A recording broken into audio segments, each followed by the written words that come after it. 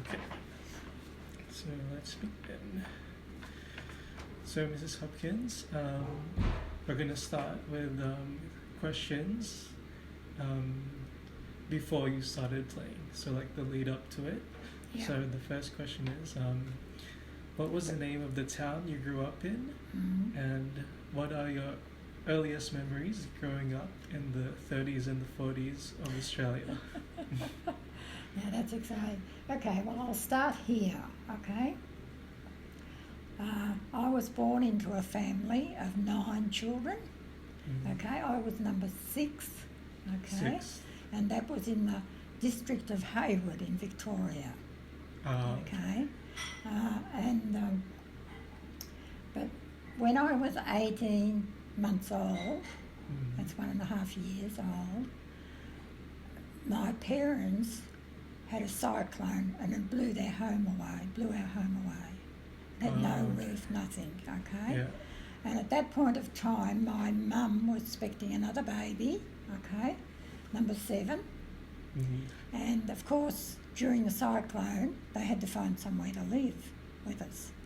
So, in thinking about it, they decided that maybe, seeing I was 18 months old, I could go and live with my grandparents. Okay. Now, they live in a place called Mount Eccles. Now, Mount it has a lake called the Lake Surprise, if anybody's trying to look for it, okay? And I actually grew up there till I was 13. In the meantime, over those years, I went to a little country school, okay, about 30 children and 1 teacher for all the different grades. Okay, she taught grade 2 or grade 6, all in the one room, okay? And I walked to school. I walked 3 miles to school and 3 miles home, okay? And I lived on the farm. My grandparents were on a farm, so I spent most of my time. I didn't have a lot of friends when I was young growing up because it was only me and my grandparents and uncle and aunt.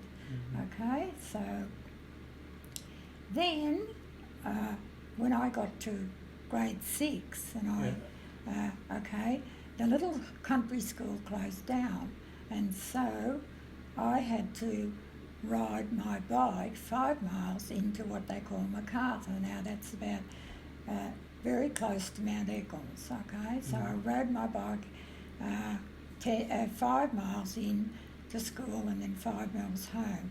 And then I was getting to 12, okay? I was about 12 then.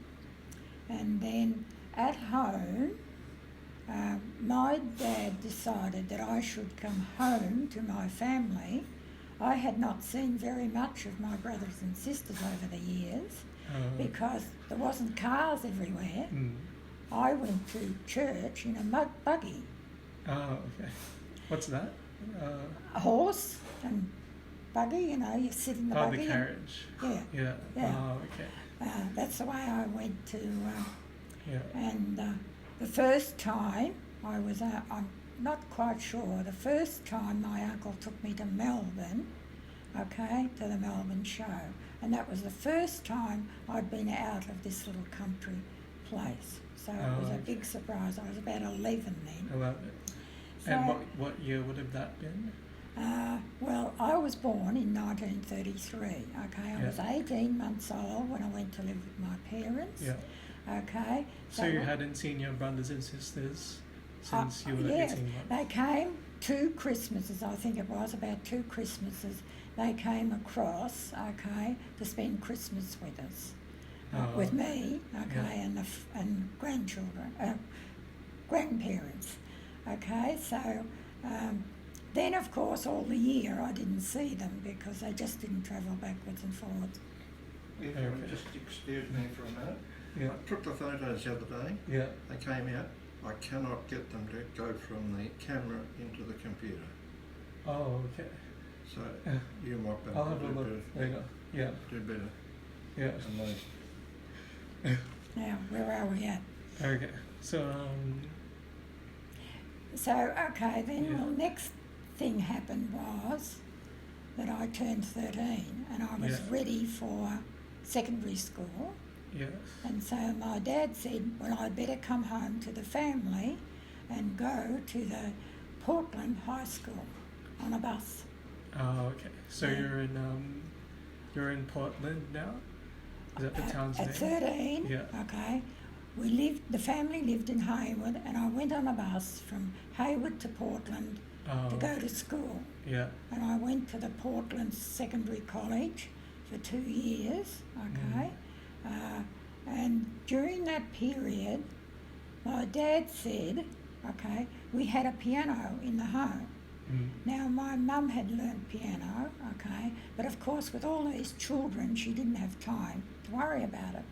And then Dad said when I came home that I think it'd be a good thing if 5 of you went off to learn to play the piano.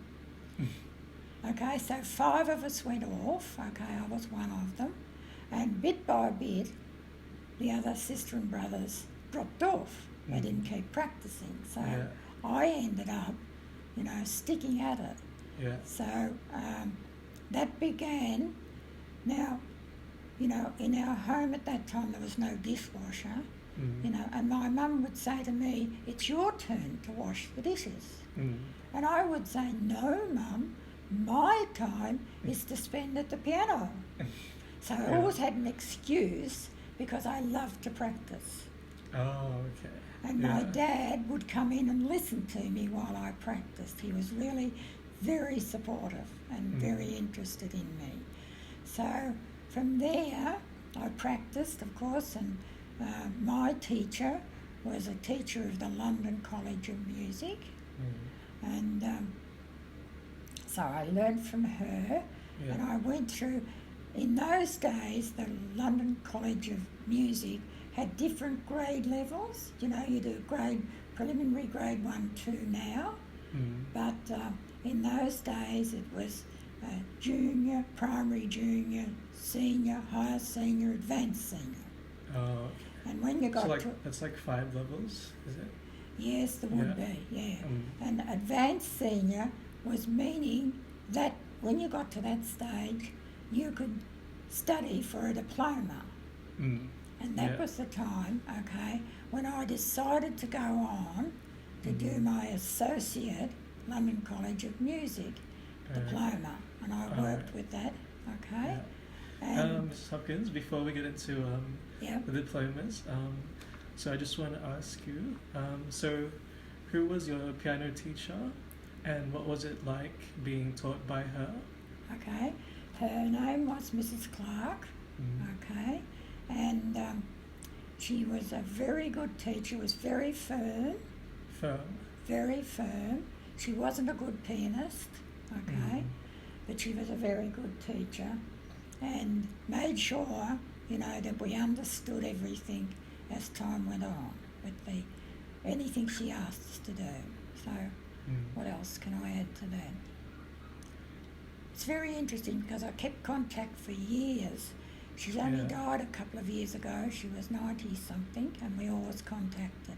And I sent her the DVDs from my concerts every year and she would look forward to getting my DVD. And I also visited her. She lived in Bendigo. So as a teacher, she was very good.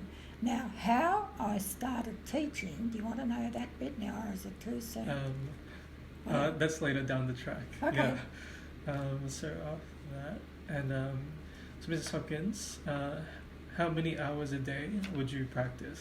Oh, probably 3 or 4 hours a day. 3 or 4 hours. I would break it into, slots. I wouldn't do it all because I had to do some housework too to support my mum because, she had all this family to feed, and so apart from practice, I would support my mum in the home, helping. What else? And how would you divide your practice sessions? Would you start off with scales first? Yes. That's a very interesting question because I used to practice my scales first, okay, and my dad would come in, but he wouldn't come in while I was practicing scales. didn't like scales. He didn't like them. And then when I was practicing my pieces, he would be in there and he would sit down in a chair and read the paper. Now, after I practiced a piece of music, okay, and I decided I'd do some more scales, he would quietly get up and walk out of the room. Okay. So now, Ms. Hopkins, I'm going to ask you about your diplomas now. So where was your associate's exam held? And what piece do you remember playing? And what do you remember the examiner saying? Well, can you wait and I can tell you the pieces? I've got to... Can we stop? Oh, yeah. I'll Can you get the piece? Name. Yeah.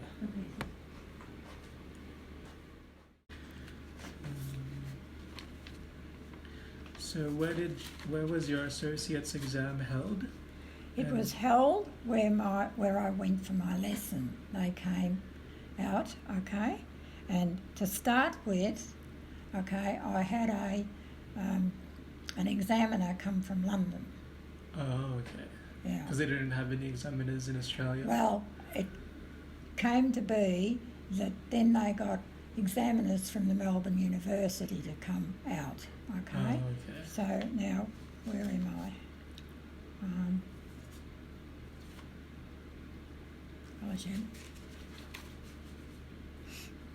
Associate, okay, yeah. A man by the name of Kevin Bradley. Now, by this time, okay,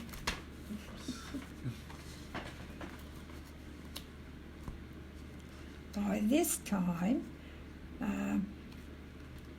see, oh yes, okay, now it's a bit tricky. Okay, that's what I was talking about. You go to higher senior and then you do advanced senior, okay. Now then, that's the licentiate. So where's my...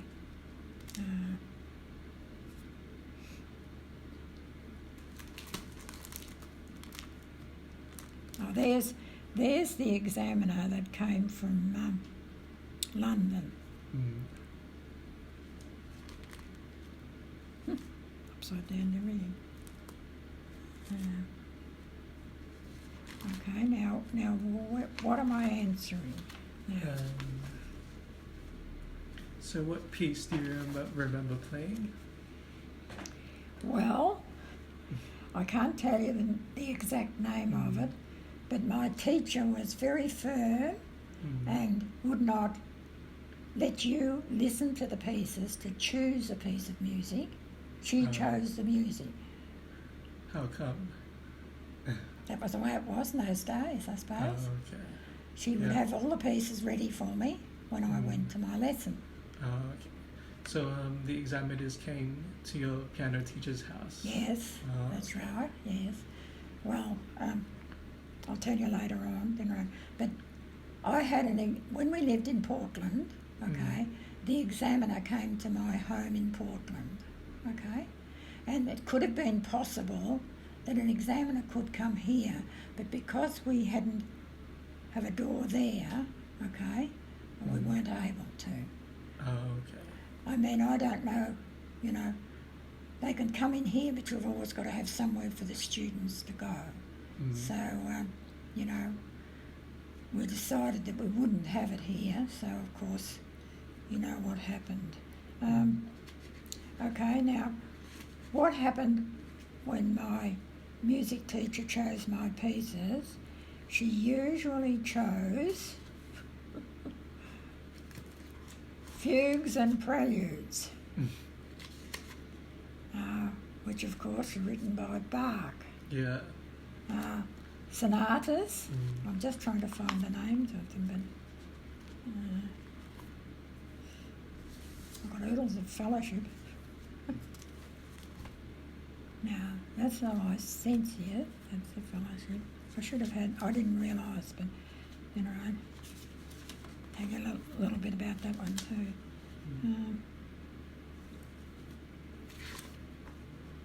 Now, here's my associate, okay? So it hasn't got everything on it. It's got that I did a scherzo and a sonata. Now, it hasn't got fully the names of those pieces, and it's a little while back, and I don't really remember them. Okay, so I did scale, sight reading, questions, and form. Okay, and my report is down there of what I did. Do you want me to read the report or not? Okay. Florence played well when she has the confidence. I didn't have a lot of confidence. I got nervous. She has technical equipment, showed some of her work was excellent. She should practice very slowly and firmly to gain confidence. Firmly. Firmly and confident. That would give you confidence, not quickly. Yeah. Okay, so then I got 85, a pass for that. So and this was, what year was this? Associate. Yeah, that's it.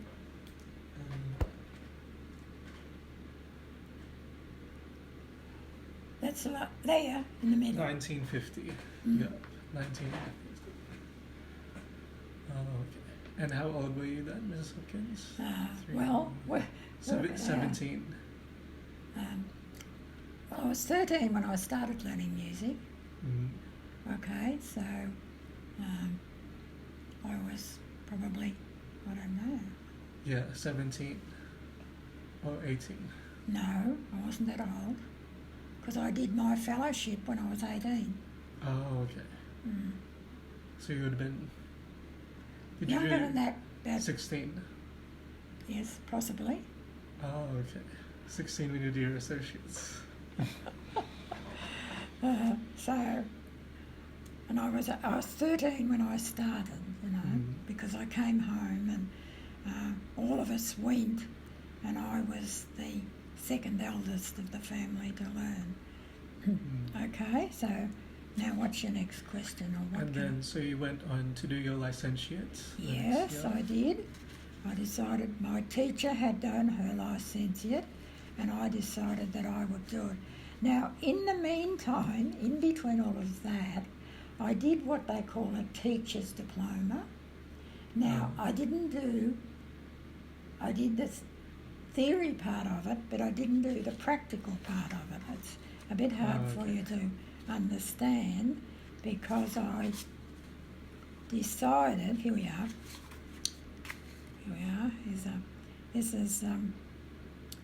this is the teacher's diploma. Now, I didn't get a diploma for it because I didn't do the other part, the theory part of it, okay, and I played a sonata and a Chopin piece, and my report was, Florence's work is very sound, she should make a good teacher.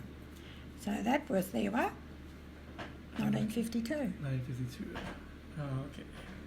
So you'd have been 19 at that time? No, couldn't be, because I went on to do my fellowship, okay, and my teacher hadn't done fellowship.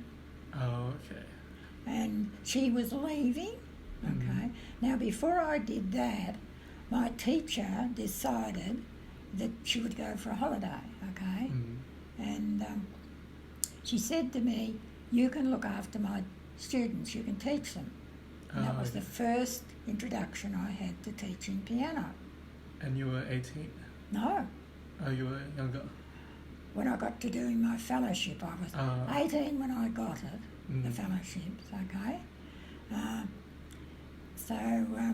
Was that the same? Before that, it'd be about, I would have been about 16 or something, I think. So when you were doing your associates, did she ask you to teach? Yes.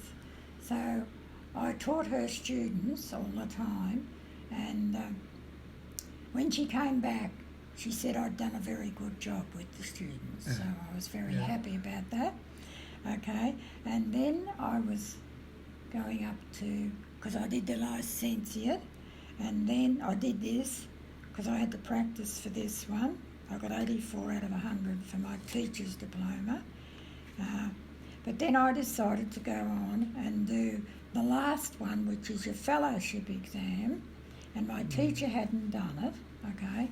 So she said, well, I will help you with the pieces, like she would teach me and help me. And she said then, when I got my pieces, what she felt was really good, she sent me to Melbourne, and I don't remember where it was, but I came, being a country girl, I had never been to the city by myself. Oh, okay. So I had to go on the train to the city, take my music books, stay somewhere, go into the city and find this place upstairs somewhere, I don't remember, and play my fellowship pieces before an examiner. Now this was a test to see whether I was, because my teacher hadn't done it, she wasn't sure that I was good enough. So she sent me down here to this examiner to give, like you have done, you know, for your, you go and have a run through of your pieces and you get a report back. You know. Like a evaluation. Yeah, that's right. So I went to Melbourne and did that, and they recommended, yes, that I was good enough to go on and do it, so I came back and sat for it. Now I did that in Heywood at my teacher's place, okay, but you also have to do what they call a theory exam for fellowship. Now unless you pass the theory, you don't pass the practical. If you pass the practical and don't pass the theory, you still haven't got it. Okay, so you've got to pass both. And then, after I sat for my theory exam, this is what I got, and this is, here we are, this is the date, 1954, okay? This is when I got my report back to say that I had passed my theory exam, therefore I was entitled to take the fellowship diploma. Oh, okay. So and then you did your practical. Yes. Yeah. I have just received the December theory results from London. You got 75 pass for your fellowship. Congratulations. And that was April the 22nd, 1954. Oh, okay. Yeah. So then, okay, so I've got all those years up until I was 54. Well, what's 54? I was 18, I know that. Yeah. Because I had met Ronald, my husband, okay, when I turned 18, okay, because I remember ringing him and saying to him, I got my theory results and I've passed. I was 18 when I met my husband. Okay? Where did you meet Mr. Hopkins?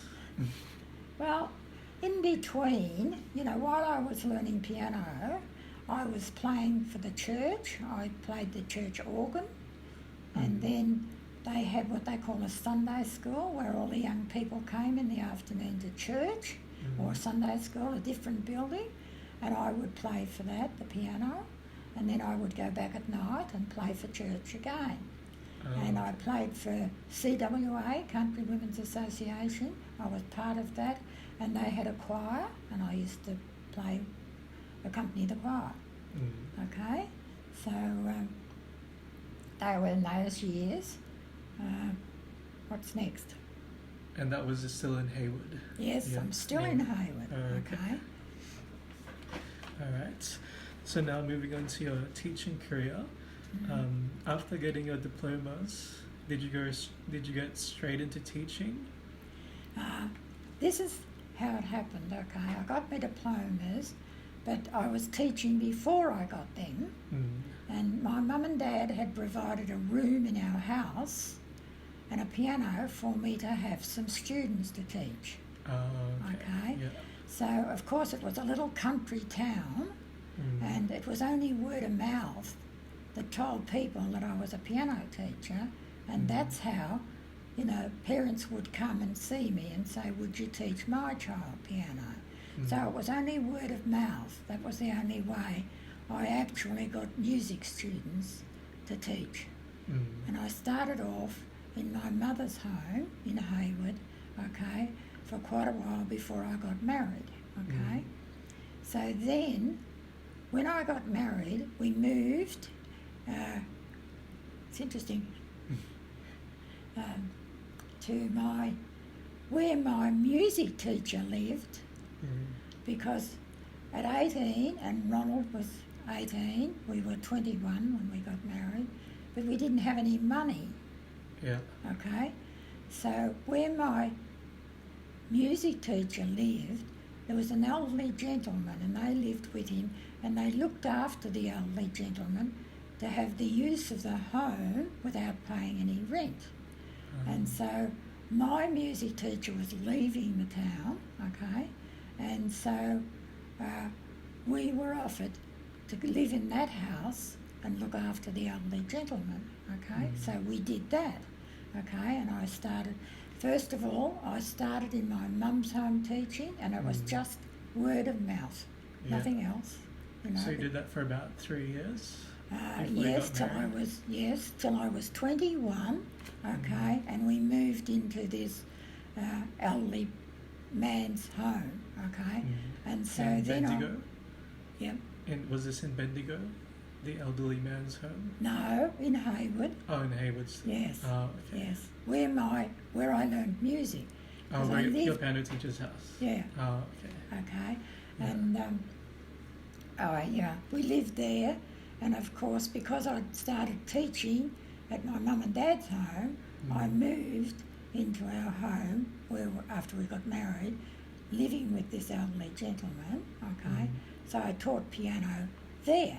Okay, and then we lived there for 12 months. Okay. Oh, okay. And my husband, okay, had a farm. So we had to wait for a while for a home to be built, okay, for us to go out to the farm and live. But eventually we did do that. There's a lot of things I could tell you in there, but it's just too many. Okay, so we went to live out in the farm, and some of the students that were learning with me in Heywood and in the elderly gentleman's home, okay, came out to where we lived on the farm. Okay. And where we lived on the farm, the little town, only a country town, not a town really, a farm, no, not a town, what would you call it? Out of town. Out of town, okay, we had a home and my husband had a farm. So... and how far was the farm from Heywood? I think it was 5 miles. Oh, okay. So the students came out to me there, okay, and then, you know, like when I've been teaching here, it's word of mouth that advertises better than anything else. So I taught out there for a few years until I had my Faith, my first daughter, okay.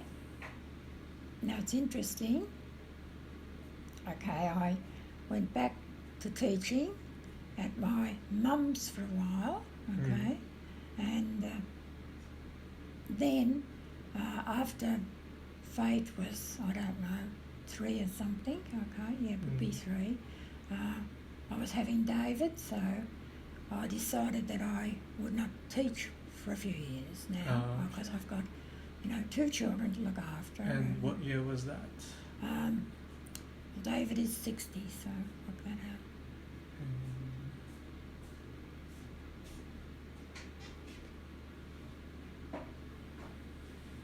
1960. Wait a minute, 59. 1959. So 1959 you decided not to teach for a while? That's right, yes. I decided to have a break from it, okay. And then I said, well, when my youngest daughter goes to school, I will start teaching again, okay. So because I'd had students coming out to the farm, I still had these students, okay. And then I decided that I would go to Heywood, which was my town where I grew up, okay, or grew up since I was 13, and start teaching there.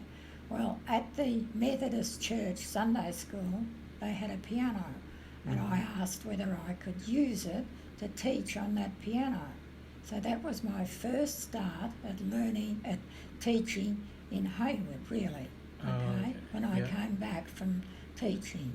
So then I taught there for a few years, and then they had what they call a high school, okay, and a consolidated school.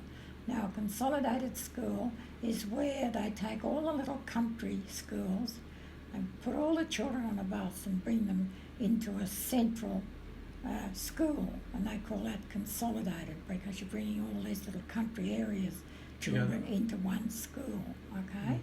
So I taught there, and then a lady that lived over the road from the school said to me, would you like to come up and teach in my home?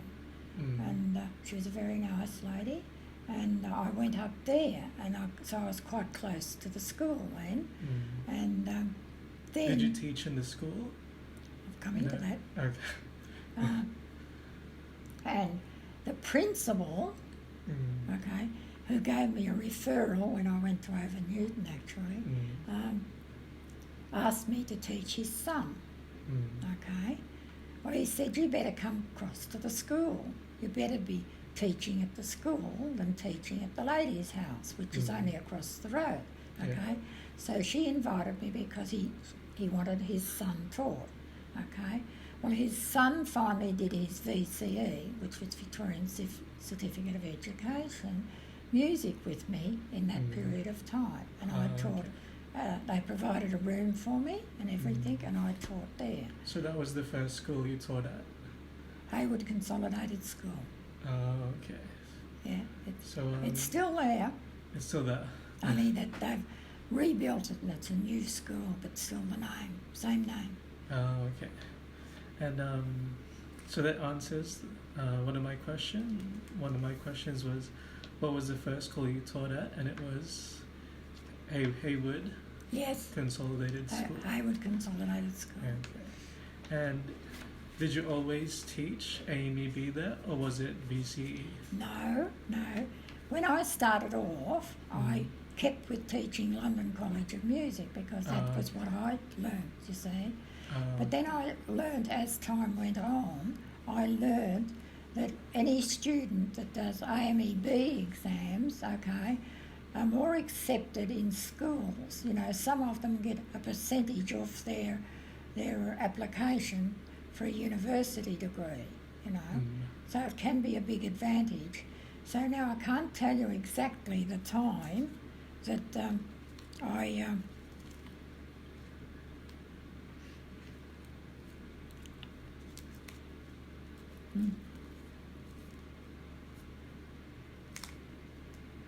I moved across. Here's Heywood Consolidated School. And that was, there you are, Australian Music Examination. So I was teaching AMEB there. Okay. So Mrs. Hopkins, when you started at the Heywood School, what year was that? Was that after your youngest daughter went to school? Yes, she went to school there. So what year would have that been? That'd be Pearl. At that particular stage, I had Pearl when I was, let me think, I had Faith when I was 23, David when I was 27, and Pearl when I was 31.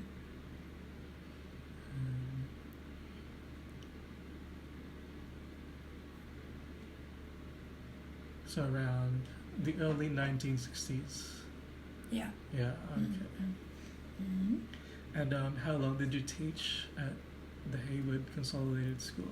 Well, I suppose if I'd looked it up, I could have told you, but I didn't bother to look it up. I don't know. Because I moved then, I can't tell you when.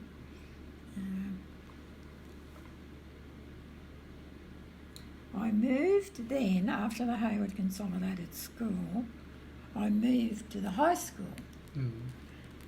Because the examiner, they asked me to go across there.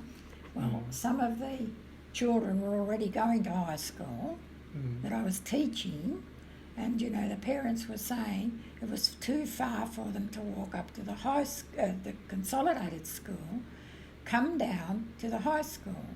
And so they provided a room, but I had to provide the piano for it where I taught. And so I had a piano, I bought a piano and I shifted it into this building that they had provided for me, a room. Okay, so I taught in that room, and that was at the Heywood High School. I think it's called a college now. Oh, okay. Yeah, so I went across there and taught there. So then, what happened then?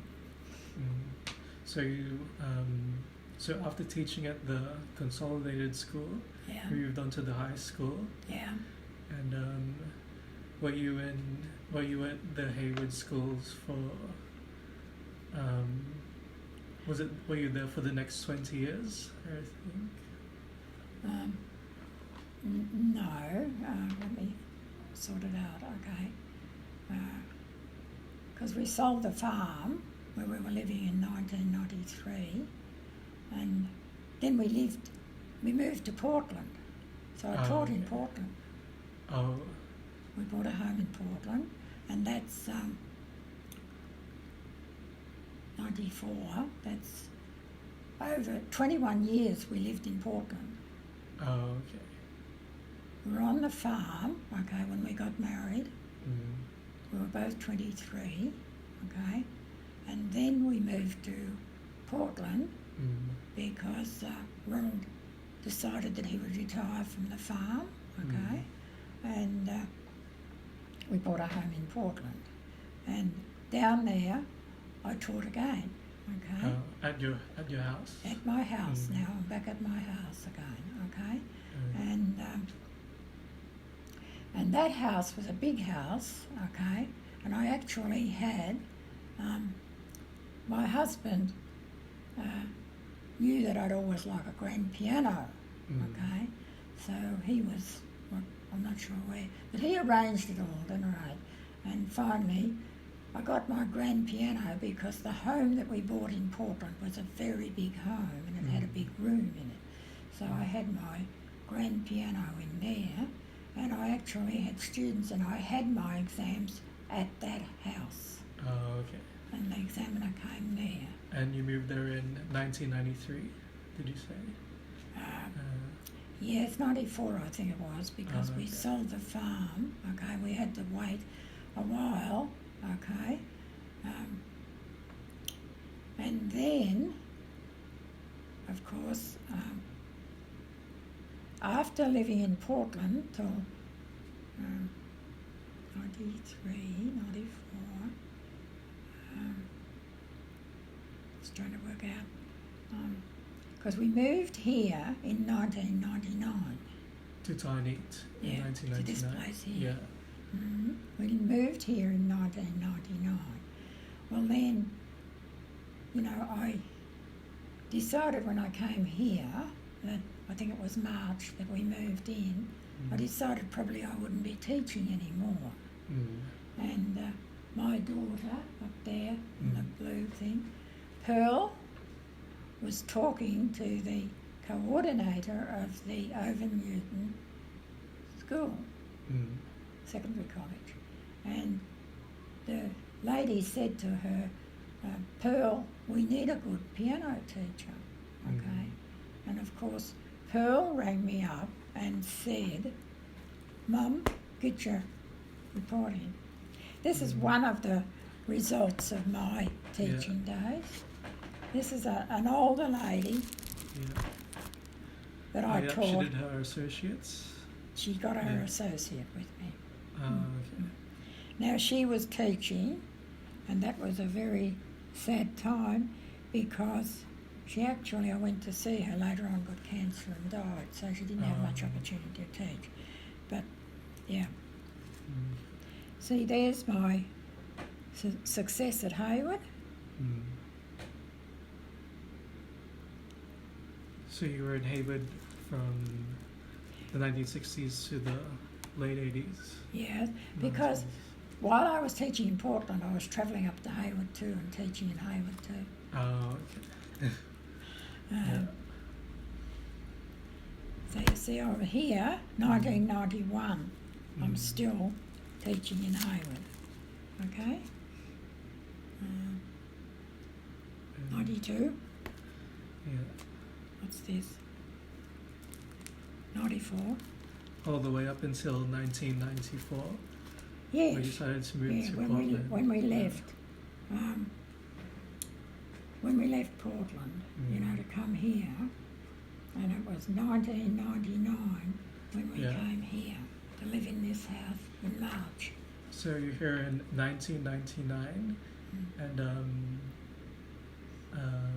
in between that time we were living in Portland, you see. Before here. Yeah. We left the farm, yeah, okay, and went to Portland to live. So then we lived there, okay, until we came here in 1999. Oh, okay. It's a bit tricky, isn't it? Yeah, and then you have, so then you went to Overnewton in 1999. Yes. Now, Overnewton is, you always mention that, and it seems like a special. Say that again. You always mention Overnewton. Oh yes. Yeah, because were they your last batch of kids? Yes, until I came here. Yeah. Okay. Now, what happened was I was there for 11 years with Overnewton. Okay, and I had to go for an interview, and I got the interview, and that was okay. They accepted me. Then they said to me, go down to the office and you'll get a list of children that you can teach. Okay, and they provide a piano there in a room. Okay, so I started, I can't tell you what month it was, let me think. I think I did the last term at Overnewton of 1999. I think that's right. Yeah. Okay. Yeah, so I was there for 11 years, okay, and had lots of success. They actually built a new performing arts room, and I always said to them I wanted to stay until they built that. And I actually did, and I taught. They gave me a room there and everything, and I taught in that room, and I had my music exams in that school too. I've organised that. And actually at that school I'd organised the kids to do their theory exams at school too. Oh, okay. Yeah. There was a bit of a hitch in that because there was one person there that didn't want the kids to do their theory exams at school. Okay, so I'll leave that bit out. However, that's what I did. I taught for 11 years there. It was a very happy time for me, and my students did very well. You have to teach during the school day. You have to keep to time. You have to change the dates for the children so that they don't miss the same lesson in classroom. Oh, okay. And was this all AMEB or VCE? No. What is it now? Yeah, VCE. VCE. Yeah, not all of the students, but yeah. And now VCE is Victorian Certificate of Education, that's right. Just trying to collect my thoughts. Yes, well, quite a few of the students at Overnewton actually did VCE music as a subject at school, okay? So they had to do a performance, okay? And that was separate to AMEB, okay? And set by the Education Department, you know, that organises all the syllabus for the schools because all the teachers have syllabus at schools. They have, you know, like you've got the AMEB syllabus and that tells you what you're required to do to prepare a student for an exam. So, you know, teachers have that too. And yes, and I had a class of those. I used to do the theory part with them, and then they had to prepare pieces of music, and that had to come out of the syllabus for the Education Department, okay, not the AMEB. The VCE. what I planned, what I worked on was getting the AMEB syllabus and getting the school syllabus, putting them together and finding the pieces they could do for both exams. So they were learning a piece of music for VCE and whatever level grade of music they were doing. So that meant that it didn't double their work for them. Yeah. So I did that, okay. So you were at Overnewton for 11 years? Yes, I was there for 11 years, so until 2011 or 2010? Yeah, 11 years, 11 years from now. Yeah, and so after you retired from Overnewton...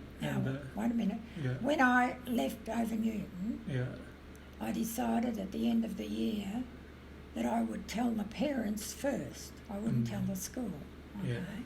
So I told the parents that I wouldn't be coming back next year, okay? And so I left that thought with them, okay? And I came over here, and all those students that I'd been teaching at Overnewton, the parents brought them across for me to continue teaching them. Yeah. Now, you know... Which brings me to my next question, Ms. Hopkins. What made you decide to say, yes, you will teach them here? Because you said... Travelling. Travelling, because my husband was driving me over. I didn't drive over there. We both had a car when we came here, okay, and I drove for a number of years, okay. And then I said to Ronald, because I've only got half eyesight in my left eye, okay, I felt that this place was growing so much that I don't think I should be driving. I wasn't quick enough. So I decided not to drive, so that meant that Ronald was driving me across to school, okay? And toward the end, what happened was he would drive me over, because Overnewton has 2 campuses, okay? And so I was teaching at one campus one day and the other one the other day. So because my daughter lives at Sunbury and she teaches at the school, Ronald would take me over, okay, in the morning, and I would teach at Taylor's Lakes, one of the campuses, or Keeler, okay, whichever one. And then I would go home and stay with my daughter, and then she would drop me off when she came back to school the next morning at the other campus. And then my husband would come and pick me up, so he used to take me over and come and pick me up. That's what happened toward the end, okay? So then, you know, the traffic was just getting so bad, you know. And getting into Overnewton, it's got one bridge that you've got to go over to go into Overnewton. And there's no room for anything. So, you know, when you get down there, there's a trail of cars trying to get into Overnewton. So that was, finally what I decided to do. And I came here, and those students all came here. Now, how I picked up the other students, I'm not sure. How the people around here found out. Yeah. So from 2011, you decided to teach here at your home, and all your starting students here were from Overnewton. Came here. Yeah. I started off with them. And then over the years, you just had different students people. Like me. Yeah. Yeah. Yeah. And it's just been word of mouth. But, I've probably in many cases, Heathdale, because, there, like, some of those mothers that you'll be teaching their children, like Amy and Hetty, not Hetty, but Hetty, Amy and Hetty, and I think there's another Amy, okay? Yeah. They get together waiting for their children to come out of school. And of course, what do? They talk to each other. So they say, my child is with Mrs. Hopkins. Oh, well, I'll see whether she'll take mine. So it's been like that, that they found out. those mums talk together, you see, and that's how it goes. And that's how you get your students Yes. through word of mouth? Yeah. Okay. Don't ask me where I got you. I think it was from my mum also knew another mum who knew about you. Yeah, and that's how you got to be teaching me. Yeah. That'd be like it is because, as I said, it's the mums that talk. Yeah. Okay. And just two last questions. Yeah. What is your advice to new piano teachers just starting out? Number one is, be very firm with the child that you're teaching, Build a relationship, have a little chat, get to know them as a person, And it's a good idea that when they come to lesson, to have a little talk to them, just to learn to relate to them. And they will talk to you too.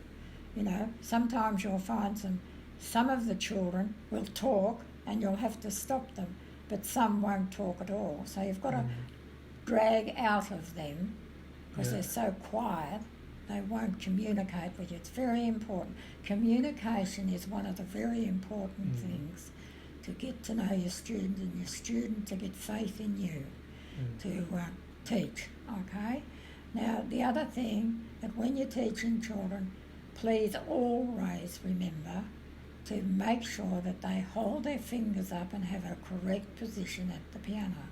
Very important, And the curved fingers. Yes, Yeah. all that is very important.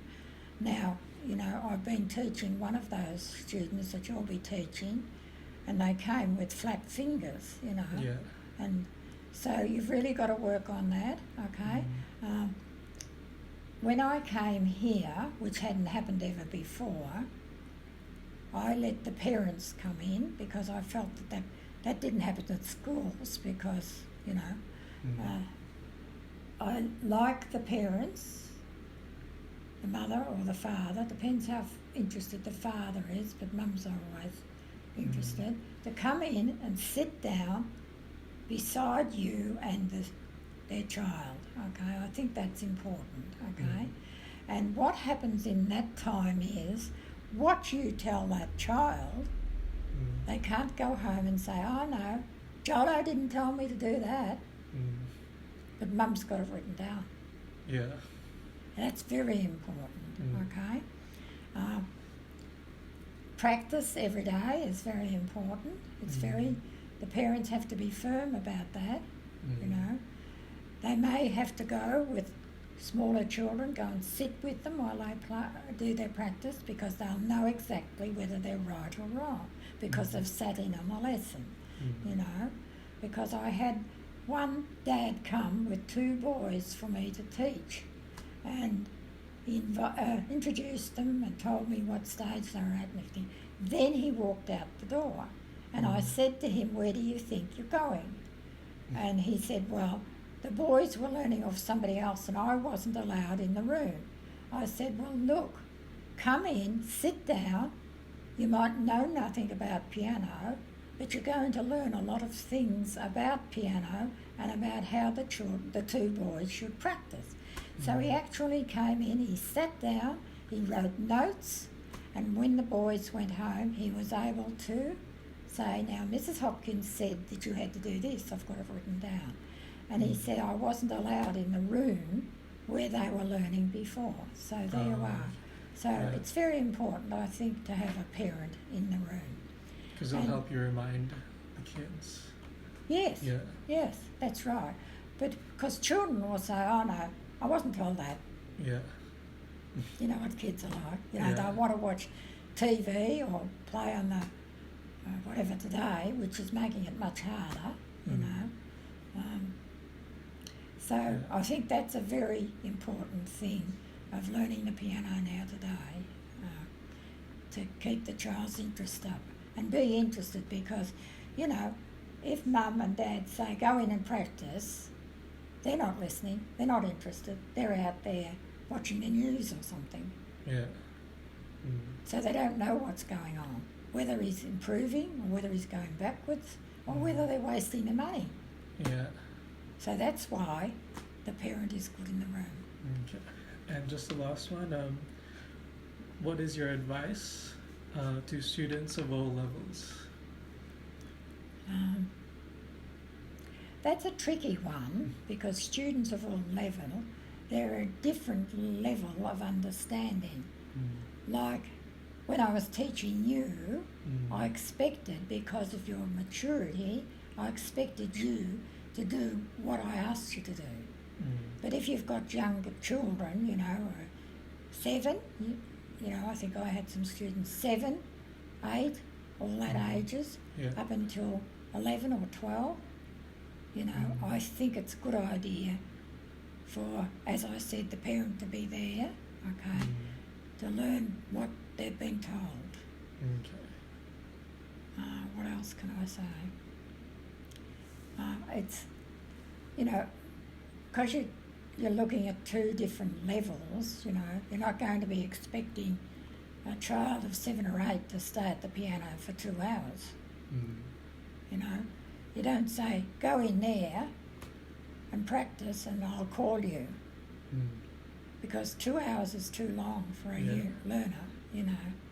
But then for an older student, 2 hours is what they should be doing, depending on the grade level they're doing, you know.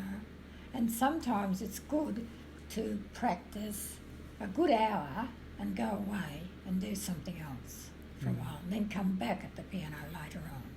If you can divide your time up, it's much more successful. Okay. All right, so that concludes our interview, Ms. Hopkins. Okay, I hope it helps you Yeah. to advertise.